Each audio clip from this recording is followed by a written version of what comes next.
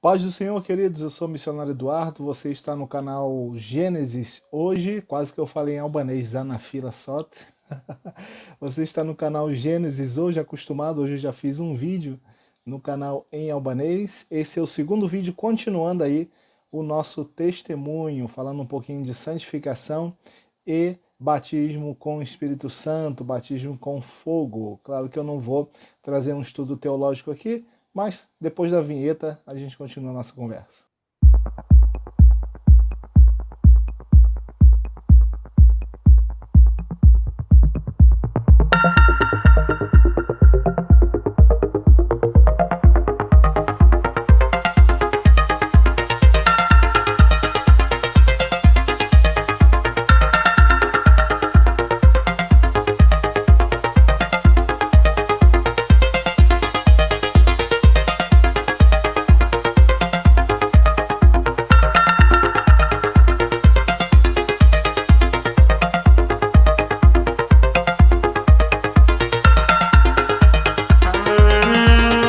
Vamos lá, nosso segundo vídeo do canal Gênesis hoje. Eu quero primeiro agradecer a todos aqueles que se inscreveram no canal e também deixaram um comentário, começando aí pelo Rafael Console, lá de Brasília. Rafael, grande amigo, ele deu uma sugestão para nós, como foi o processo entre o chamado missionário e colocar os pés na Albânia. Parte desse processo, lá no iniciozinho, você, meu amigo, participou, né, Rafael? Você, Luiz Carlos, Paulo Sérgio, Eliezer, Eliseu, João, toda aquela garotada ali da juventude, junto com a Lena, com o Felisberto, todos os nossos queridos que estão firmes aí no Senhor. A Jane também, tia Jane, mandou um abraço aqui, que bênção, Deus abençoe e proteja meus queridos sobrinhos. Um abraço, tia Jane, abraço ao Valdir e toda a família.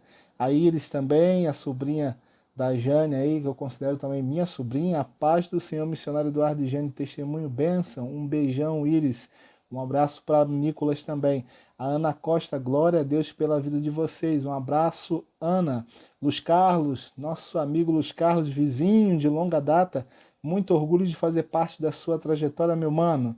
Amo você e sua família. Esse dia da sua entrega para Jesus foi inesquecível. Lembra até que o Neemias me deu um abraço lá embaixo, na hora que eu me entreguei ao Senhor Jesus. Luz Carlos, você faz parte da nossa família e da minha vida também. Um grande abraço à esposa e filhos. Guimar Missões, o Guimar, grande abraço, Guimar, meu amigo Guimar, a paz do Senhor a todos, boa noite, maravilha, agora estou ansioso pelo restante, tá? Está nascendo aí, Guimar, mais vídeos aí. Rafael mandou outro comentário. Ariadne, um abraço ao Henrique Ariadne. Deus te abençoe, querida. Pastor Carlos Sérgio também. Grande abraço, Pastor Carlos Sérgio. Clóvis da Silva, um abraço, querido Clóvis, e a todos aqueles que se inscreveram. Então, vamos continuar aí nossa conversa no segundo vídeo do canal Gênesis hoje. No primeiro vídeo falamos um pouco aí da minha conversão, desde a igreja congregacional, uma igreja reformada, uma igreja séria, em que eu aprendi muita coisa do evangelho ali, muitas histórias ficaram no meu coração, até chegar o dia da minha conversão, do novo nascimento na Assembleia de Deus, da qual estou até hoje, Assembleia de Deus do Dr. Augusto Vasconcelos, meu pastor, o pastor Celso, um abraço a ele, a Ivanise, sua esposa e toda a família. Meu pastor, o pastor Celso, ele sempre fala de dois imperativos principais que o Senhor Jesus deixou para nós. O primeiro é o vinde, quando ele disse, vinde a mim todos vós que estáis cansados e sobrecarregados, para a salvação esse vinde, e o ide, onde ele disse, ide por todo mundo e pregai o evangelho. Vinde a mim para serem curados, vinde a mim para serem restaurados, vinde a mim para nascer de novo. E depois disso, ide testemunho da minha vida, de tudo quanto o Senhor fez na tua vida. Esse é o processo na vida de todo cristão, naturalmente. Existem chamados universais na Bíblia para todo cristão. Eu falo isso porque eu mesmo tive essa dúvida quando cheguei na igreja e pensava, depois de um tempo, para o que eu fui chamado? Qual é a minha função na igreja? O que eu posso fazer? Né? Jesus tem algo para a minha vida? Eu não sabia, eu não entendia. Mas com o passar do tempo a gente vai estudando, ouvindo outros pastores, na nossa igreja, a comunhão, aprendendo sobre esses chamados universais na prática de todo cristão.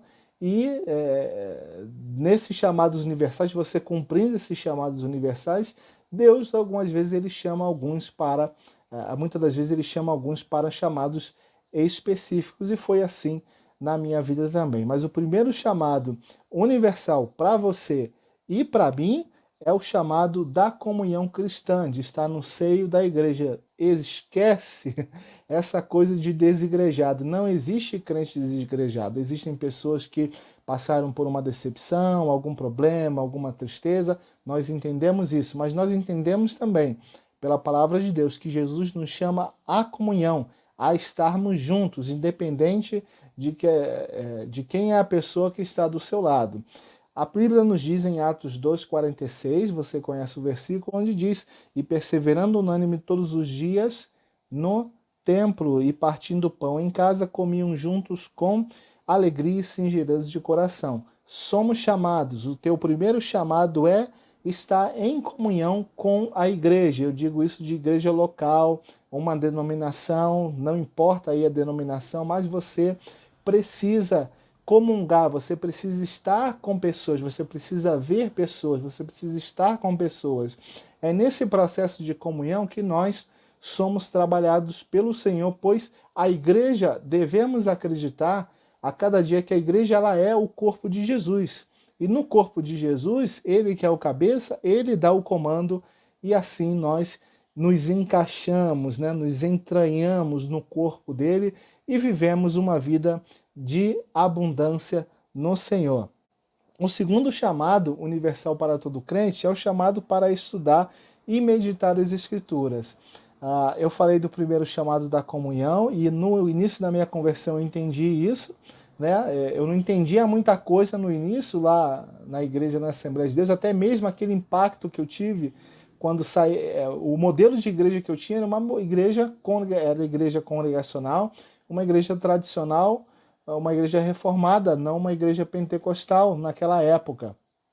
Então, o primeiro ver, eu lembro até o meu amigo Luiz Carlos, um primeiro culto que eu fui, eu cheguei em casa, eu critiquei. Eu até mesmo falei para ele, uma vez eu estava na calçada conversando com ele, eu falei: não precisa, Deus não é surdo. Ouvi pessoas gritando, falando em línguas, então eu não entendi aquilo.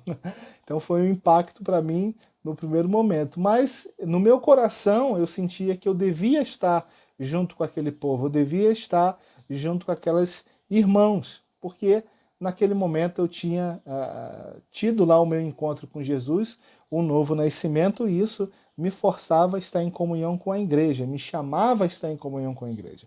Então, o segundo chamado universal de todo cristão é para estudar e meditar as Escrituras. Toda a Escritura, diz o apóstolo Paulo, é divinamente inspirada e proveitosa para ensinar, para repreender, para corrigir, para instruir em justiça, a fim de que o homem de Deus seja perfeito e perfeitamente preparado para toda boa obra, segundo Timóteo 3,16. Então, as Escrituras, devemos crer que ela é totalmente inspirada e serve para trabalhar na minha vida. Eu lembro, esses versos que eu estou lendo foram versos que marcaram a minha vida. Um segundo foi João 17,17, quando ele diz: santifica-os na verdade, a tua palavra é a verdade. Então, essa palavra inspirada, ela molda a nossa vida. Quando o cristão, em primeiro lugar, ele se põe ali, ele sente essa necessidade de comungar com a igreja, e em um segundo plano, ele sente essa necessidade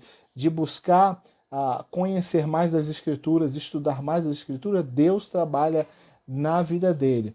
Terceiro chamado universal para todo crente, você foi chamado, eu fui chamado, é para a oração e prática do jejum. São práticas que o Senhor Jesus deixou para todos nós. Ele disse: mas tu, quando orares, entra no teu aposento e, fechando a tua porta, ora a teu Pai que está em secreto. Ele te vê. Não pense que ele vê mais um pregador famoso do que você, não.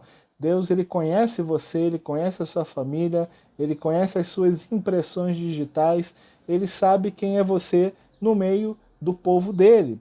Paulo nos incita dizendo: orai sem cessar, 1 Tessalonicenses 5,17. Então, naquela época eu sentia essas necessidades como cristão de estar em comunhão com a igreja, de buscar as Escrituras, estudá-la, e tive essa necessidade de orar a Deus, buscar a Deus em oração. Eu pensava comigo no meu coração e dizia, ora, se o Senhor Jesus deu essa ordem, é porque ela é importante. Então eu necessito separar um tempo com Deus para estar em oração. Eu lembro até que eu gostava muito de futebol, ainda gosto de futebol ainda, né? Mas eu era, vamos dizer assim, viciado em futebol, em vários aspectos. E eu lembro que, como um flamenguista fiel, todo final de semana estava ali algum jogo do Flamengo, estadual, Campeonato Brasileiro, e eu me colocava ali para ver o jogo, viu o jogo, os 90 minutos, mas começou a acontecer algo num período em que eu comecei a me sentir, eu mesmo, né, me pressionando, pensando, você tem 90 minutos para estar na frente da televisão, para assistir um jogo de futebol, e muitas das vezes não separa um tempo para estar comigo, ou seja, era o Senhor falando no meu coração. Então, no momento que o crente começa a comungar com a igreja, a ter uma vida de comunhão com a igreja, a estudar as Escrituras, se interessar por elas, Deus fala ao nosso coração, ele se aproxima. Então, eu entendi que eu devia tomar uma decisão, e orar e jejuar é uma decisão que nós devemos tomar. Isso está sobre a nossa vida.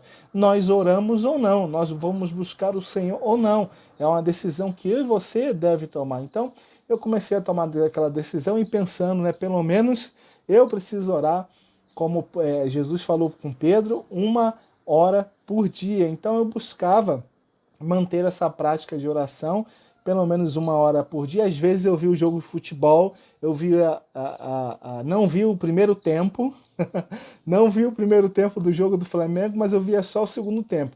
Os outros 45 minutos eu separava, vamos dizer assim, eu jejuava do futebol.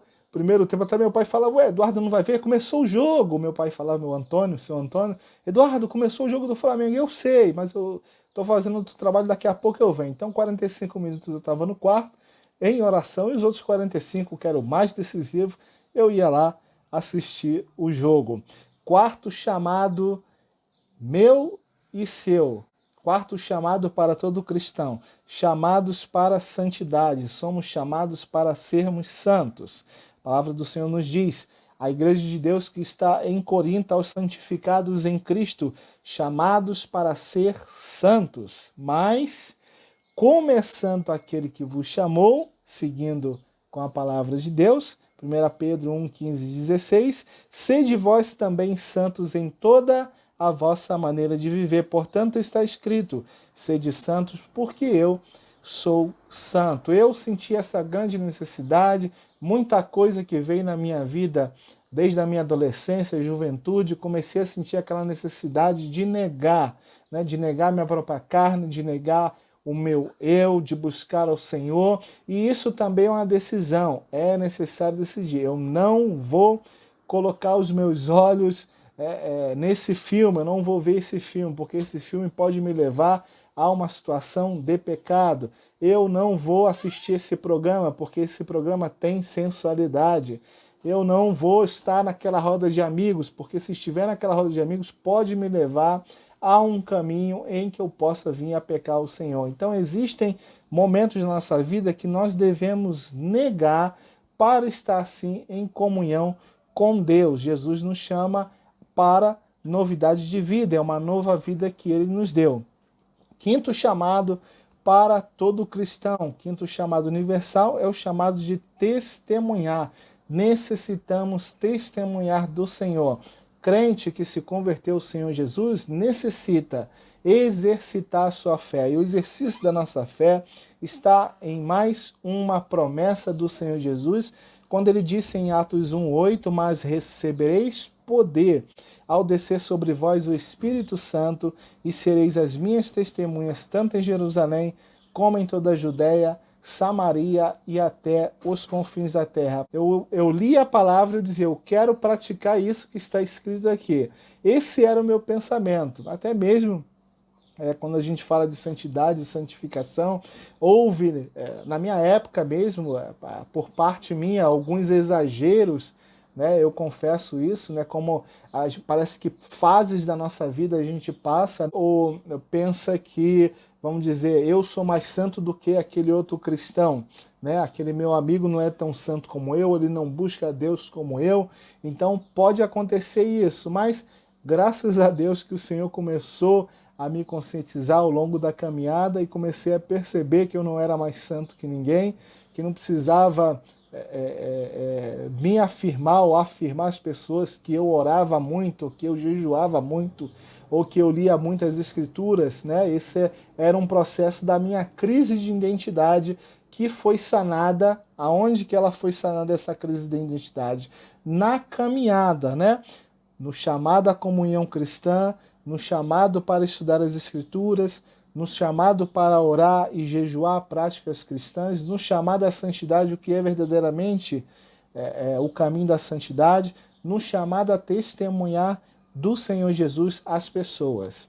Louvo a Deus pela minha igreja e as pessoas que me incentivaram a sair vamos dizer assim, do templo para evangelizar na rua também, né? Outras pessoas passaram pela minha vida, né? Não apenas irmãos e amigos desde lá do meu período de juventude, quando me converti, lá por volta de, penso que no ano 2000, quando aquela experiência que eu tive, que eu falei, a experiência do fogo e da eletricidade, né? Onde eu senti muita presença de Deus ali na igreja, e muitas pessoas passaram pela minha vida, me ajudaram a crescer na graça e no conhecimento do Senhor. Claro que a gente vai, lembro o rosto de todos eles, né? Mas às vezes o nome, tanto tempo que a gente está fora do Brasil, acaba esquecendo o nome, mas estão nos nossos corações e fizeram parte da nossa caminhada cristã.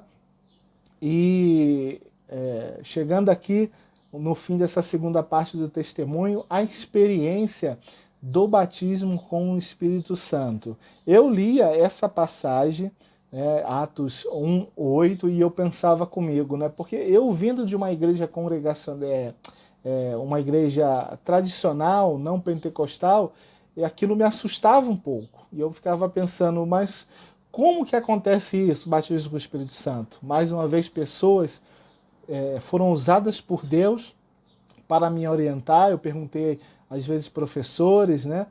O Felisberto, a Lena, outros professores, como é isso, batismo com o Espírito Santo? Pastor Celso, quando pregava, outros pastores, né? Eu ficava pensando, eu sentia a presença de Deus, eu orava ao Senhor, mas eu não pedia ao Senhor, eu quero ter uma experiência com o Senhor.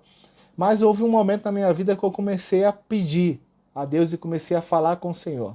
Falar, Senhor, se isso é verdade, eu quero ser cheio do Teu Espírito. Eu quero ser cheio da presença do Senhor. Eu quero ser batizado com o Teu Espírito. Daquela forma mesmo, que lá na Assembleia de Deus a gente ensina e entende. Eu falava, Senhor, eu quero essa experiência para mim também. Será que isso é verdade? Então, no congresso dos jovens, né, adolescentes ali, aqueles congressos abençoados, a gente começava a orar, vinham pregadores de fora, a gente clamava a Deus e eu ficava ali no meu canto orando a Deus e pedindo, sentindo a presença do Senhor, algo maravilhoso, gostoso, até que um dia, em um congresso de jovens lá em Arthur Rios, eu estava lá e eu pensava com Deus, nesse congresso eu quero ser cheio do Espírito Santo. Eu tinha muita intrepidez, eu era muito... eu tinha muita vergonha, né? De sair, de falar. Eu falava, Senhor, eu preciso ter a ousadia do Senhor. Como é isso? Porque eu lia nas Escrituras que antes do batismo com o Espírito, antes do Pentecoste, eles eram de uma forma, depois do Pentecoste, algo diferente aconteceu ali. Eu quero isso para mim, eu quero viver isso. Então, foi lá num domingo em que eu recebi, já era salvo, já tinha o Espírito Santo, mas a experiência do batismo eu experimentei. E eu posso dizer assim que você que é jovem e está buscando, né, uma experiência com Deus, continue buscando, mas você precisa disso, você precisa ter comunhão com a igreja, você precisa estudar as Escrituras, você precisa ter uma vida de santificação, você precisa separar tempo para orar a Deus, né? Fecha a porta do teu quarto. Às vezes minha mãe falava, menino, você não vai sair desse quarto. Eu ficava lá orando no quarto e buscando ao Senhor, conversando com o Senhor. Às vezes passava 1 hora, 2 horas eu lá no quarto estudando, lendo a Bíblia. E naquele domingo eu senti que algo diferente aconteceu na minha vida. O pregador estava pregando e eu comecei a orar assim, eu quero ser batizado.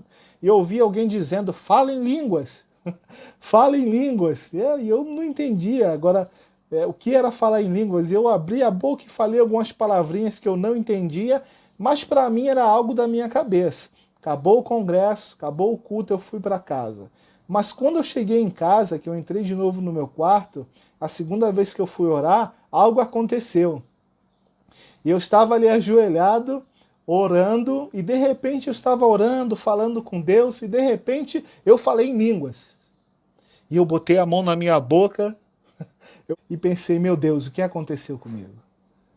E eu pensava, né, e ao longo dessa caminhada eu pensava, até anos depois que eu fui batizado, meu Deus, deve ser algum problema psicológico, aconteceu alguma coisa na minha mente, né? O inimigo está trabalhando na minha vida. Pensava até no inimigo, depois eu até pedia perdão, Senhor, me perdoe se eu estou blasfemando contra o teu espírito, mas era o Senhor na minha vida. E eu orava, e toda vez que eu ia orar no quarto, e de repente eu começava a orar tranquilo, e falar com Deus, de repente vinham as línguas. E às vezes eu tentava controlar e não me controlava, aconteceu algumas outras vezes, né, em reunião de jovens, até o tempo de eu aprender o que era o controle, né, que eu poderia me controlar. E foi um processo maravilhoso na minha vida, né, que eu não esqueço, e até hoje, graças a Deus, essa chama está acesa.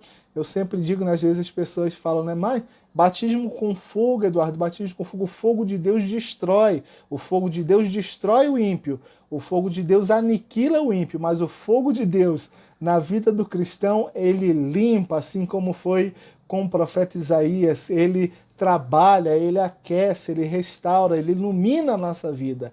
Então o fogo de Deus para o ímpio verdadeiramente vai consumi-lo. Mas o fogo de Deus na nossa vida, ele nos mostra o caminho no deserto, ele nos mostra, nos ilumina na nossa caminhada cristã, ele aquece o nosso coração, ele nos dá força renovada e ousadia para seguir em frente. Outro versículo que eu quero deixar aqui para você sobre o batismo com o Espírito Santo, e é que essa promessa não é apenas para os missionários, não é apenas para os pastores, é para todo aquele que crê. Pedro, ele disse lá no dia de Pentecoste, Atos 2:39, porque a promessa vos diz respeito a vós, ou seja, aquela geração que estava ali, a vossos filhos, ou seja, a geração que há de vir, e a todos os que estão longe, não apenas para o judeu, mas também para gentios, e a tantos quantos Deus, nosso Senhor, chamar. Então, é isso aí. Busque, porque essa promessa não era apenas para aquele tempo, não era apenas para aquele povo, mas é o derramar do Espírito Santo nesses últimos tempos para a sua vida e para a minha vida. Eu agradeço você que passou esse tempo comigo, Deus os abençoe e seguimos aí no próximo vídeo, nosso terceiro vídeo, vamos falar aí, Rafael Console, vamos lá entrar no nosso processo aí falando, né, do chamado missionário, como aconteceu na minha vida lá em Artur Rios. Deus os abençoe em nome de Jesus.